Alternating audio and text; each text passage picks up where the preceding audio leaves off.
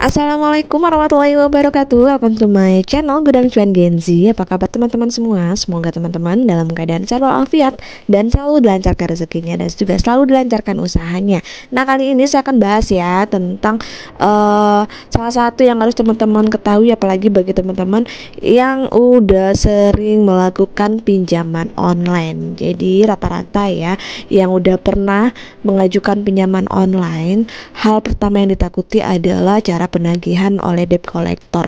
Jadi hari ini saya akan bahas, teman-teman harus kenali bagaimana sih debt collector yang resmi dari salah satu pinjaman online, dan tentunya ini udah terdaftar dan juga udah berizin OJK. Jadi teman-teman harus kenali, jangan sampai teman-teman takut dengan debt collector yang legal, yang ilegal ataupun yang nggak resmi. Nah, namun sebelumnya jangan lupa di subscribe, like, dan komen dulu channel saya ini, oke? Hai guys, welcome back to my channel Gudang Cuan Genzi. Oke, kali ini saya akan bahas ya, kenali ciri-ciri debt collector yang resmi yang tentunya udah diatur oleh OJK. Jadi bagi teman-teman yang lagi melakukan pinjaman online atau sedang ingin melakukan pinjaman online, sebaiknya perhatikan ciri-ciri debt collectornya seperti apa, agar nanti teman-teman nggak shock ataupun nggak ketakutan ketika ditagih oleh debt collector, apalagi bagi kita yang udah pernah gagal bayar ya.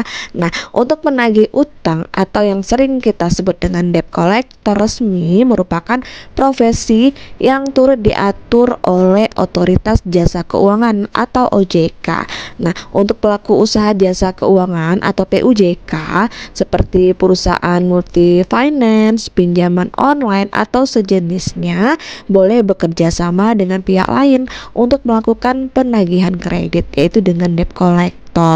Jadi rata-rata yang kenal dengan sebutan debt collector ini pasti bagi teman-teman yang sering gagal bayar ya, karena kalau kita yang udah sering gagal bayar pasti kita akan didatangi oleh debt collector atau pasti kita akan ditagih, ditelepon, dihubungi oleh debt collector. Nah, namun untuk pinjaman online biasanya jarang ya untuk debt collector ini datang ke rumahnya. Palingan untuk pinjaman online ini debt collector ini akan menghubungi kita via handphone ataupun via WhatsApp ya, atau menghubungi nomor kontak darurat yang tercantum di dalam aplikasi yang kita masukkan ke dalam aplikasi.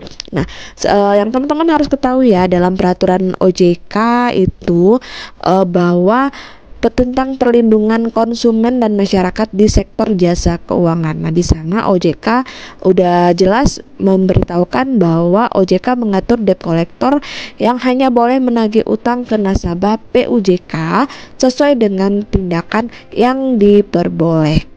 Jadi teman-teman harus mengetahui itu semua, jangan hanya mengetahui bagaimana cara pengajuan, bagaimana cara pinjaman, bagaimana cara membayarnya, tapi teman-teman harus kenali bagaimana debt collector itu diatur di dalam peraturan dari OJK. Tentu mereka memiliki aturan tertentu ataupun hukum tertentu ya yang boleh dilakukan oleh debt collector agar nanti mereka nggak semena-mena dengan kita, dan juga cara penagihan pun juga udah sesuai dengan syarat dan ketentuan yang berlaku. Nah, sebelumnya kita cek lagi nih bagaimana sih ciri-ciri debt collector palsu atau debt collector yang gak resmi ya. Jadi teman-teman harus ketahui dulu nih untuk ciri-ciri debt collector palsu. Nah, yang pertama, mereka akan menyembunyikan informasi penting. Maksudnya apa sih? Maksudnya di sini untuk debt collector palsu ini sering tidak memberikan informasi seperti nama kreditor, kemudian jumlah utang atau prosedur untuk memverifikasi utang kita.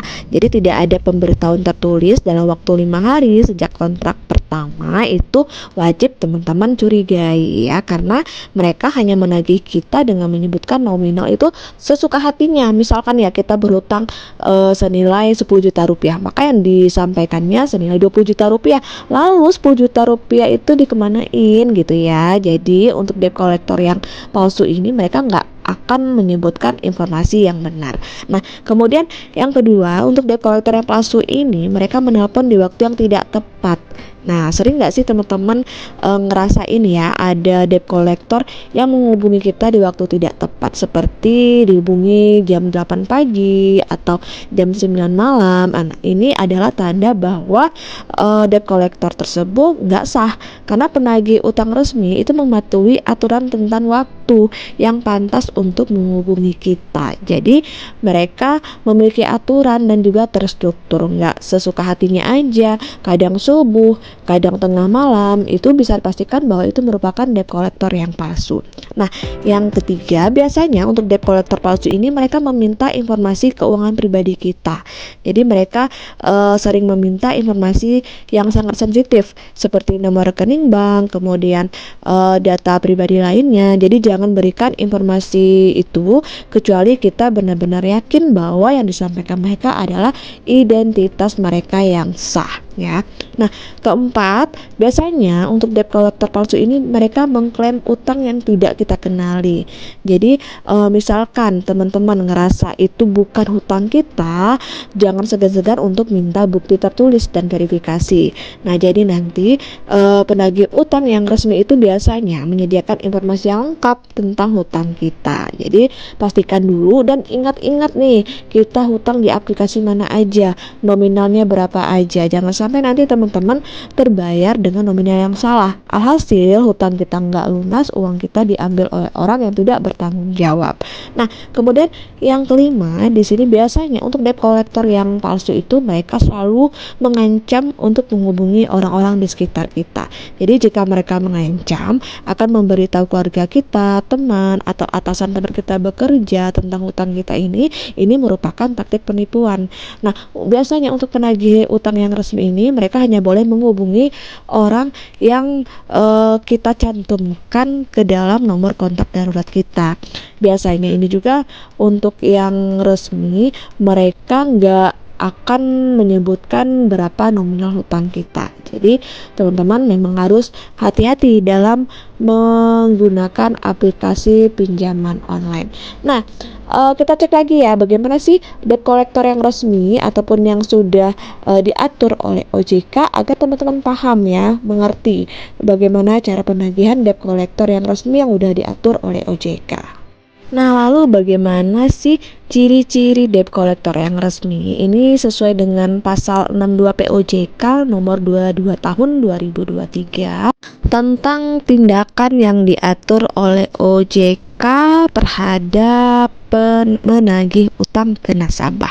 Nah, yang pertama sekali itu tidak menggunakan ancaman, kekerasan, atau tindakan yang mempermalukan konsumen ya. Jadi untuk yang resmi biasanya mereka akan memberitahukan informasi hutang kita itu dengan sopan, kemudian mereka tidak menyebutkan nominal, dan juga mereka tidak menggunakan kata-kata kasar.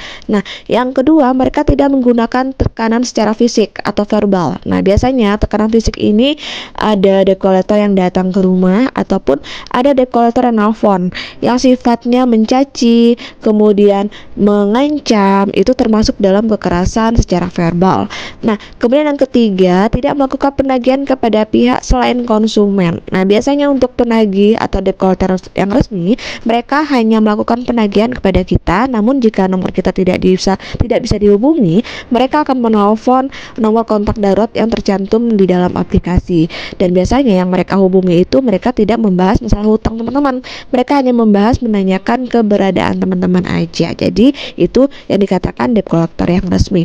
Nah, kemudian yang keempat, di sini mereka tidak menagih secara terus-menerus yang bersifat mengganggu. Misalkan teman-teman galbay ataupun teman-teman telat 1 bulan. Biasanya mereka hanya menghubungi kita dalam waktu 1 kali seminggu, atau bisa 1 kali sebulan, atau bahkan sampai dengan sekali 3 bulan. Nah, itu ya yang saya tahu untuk debt collector resmi, mereka nggak boleh lagi menagih dalam waktu lebih dari 90 hari.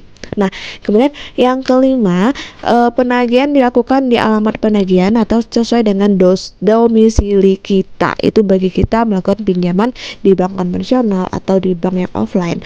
Nah, untuk yang pinjaman online, mereka hanya menghubungi kita melalui nomor telepon yang sudah kita cantumkan. Nah, kemudian yang keenam, di sini untuk mengenai waktu penagihan hanya boleh dilakukan pada waktu Senin sampai dengan Sabtu di luar hari libur nasional, yaitu pada pukul 8 pagi sampai dengan pukul 8 malam waktu setempat. Nah, yang terakhir yang harus teman-teman ketahui, penagihan ini dilakukan harus sesuai dengan ketentuan peraturan perundang-undang. Jadi ini penting untuk teman-teman baca dan ketahui agar teman-teman tidak salah dalam memberikan hutang kepada orang ataupun debt collector yang salah. Nah guys, semoga informasi dari saya ini bisa bermanfaat dan bisa teman-teman gunakan untuk hal yang lebih produktif lagi, lebih positif, dan juga jangan sampai hutang ini mengganggu kehidupan teman-teman. Akhir kata, wassalamualaikum warahmatullahi wabarakatuh.